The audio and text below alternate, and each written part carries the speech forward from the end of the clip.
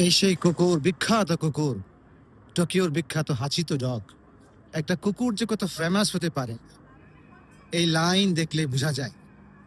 এখানে শত শত মানুষ লাইন ধরে দাঁড়িয়ে আছে যে কুকুরের পাশে দাঁড়িয়ে ছবি তোলার জন্য। এই হাচিতো ডগ একটা বিশেষ কারণে খুব নামকরা।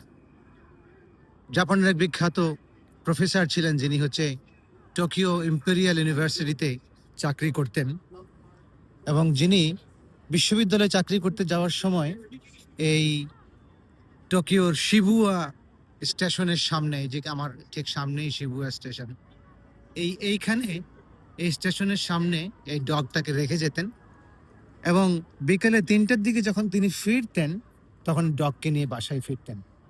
1925 সালের এই বিখ্যাত প্রফেসর উনি কাজে গিয়ে আর ফিরে আসেন নাই, উনি মারা যান। তো ডগ যেহেতু প্রতিদিন তার রুটিন হচ্ছে সকালবেলা এসে এখানে স্টেশনে তাকে রেখে যায় এবং সন্ধ্যাবেলা তাকে নিয়ে বাসায় ফিরে, 3টার সময় তার প্রভুকে, তার মাস্টারকে না দেখে ডগ ওয়েট করতে থাকে, কিন্তু তার মাস্টার তো অলরেডি মারা গেছে। তো এই যে তার রুটিন, সে বিশ্বাসই করতে পারে নাই তার মাস্টার মারা গেছে। পরবর্তীতে এই হাচিতো ডগ 9 বছরেরও বেশি সময় ধরে এই শিবুয়া স্টেশনের সামনে প্রতিদিন এসে দাঁড়ায় থাকতো, অপেক্ষা করত। এইখানে শিবুয়া স্টেশনের সামনে প্রতিদিন এসে দাঁড়ায় থাকতো এবং অপেক্ষা করতো যে কখন তার মাস্টার আসবে এবং কখন তাকে নিয়ে আবার বাসায় ফিরবে। এই যে দীর্ঘ 9 বছরের বেশি সময় ধরে এই হাচিতো ডগ এখানে দাঁড়িয়ে দাঁড়িয়ে অপেক্ষা করেছে, এই কাহিনী সারা পৃথিবীর মানুষের কাছে পৌঁছে গেছে।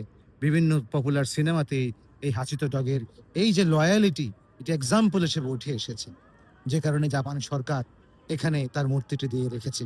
1935 সালে সম্ভবত জুন মাসে কি মে মাসে, হ্যাঁ সম্ভবত জুন কি মে মাসে কোনো এক সময় এই হাচিতো ডগ মারা যায়।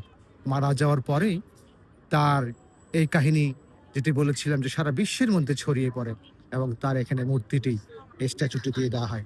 প্রতিদিন এই শিবুয়া স্টেশনে টোকিওতে এসে হাজার হাজার লক্ষ লক্ষ মানুষ ছবি তুলে ভিডিও করে, এটাই দেখানোর জন্য যে মানুষের প্রতি পশু পাখির যে লয়ালিটি, এবং লয়ালিটি যে একটা বিরাট সম্পদ মানুষের জন্য, এটা এখানে দেখানোর জন্যই এখানে রেখে দেওয়া হয়েছে।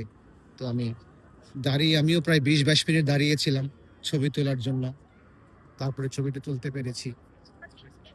তো আপনারা যারা আসবেন এখানে এসে এই হাচিতো ডগের কাছে একটু জাস্ট দেখে যাওয়া আর কি, বিরাট বড় কিছু তা না।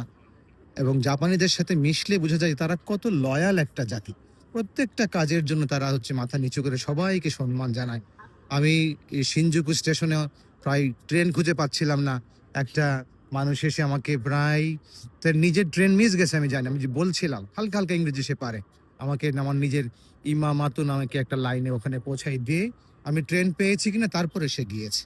তো এই জাতিটা অত্যন্ত অত্যন্ত লয়াল, খুব ভালো একটা নেশন। তো ভালো থাকবেন সবাই, সবার জন্য শুভকামনা।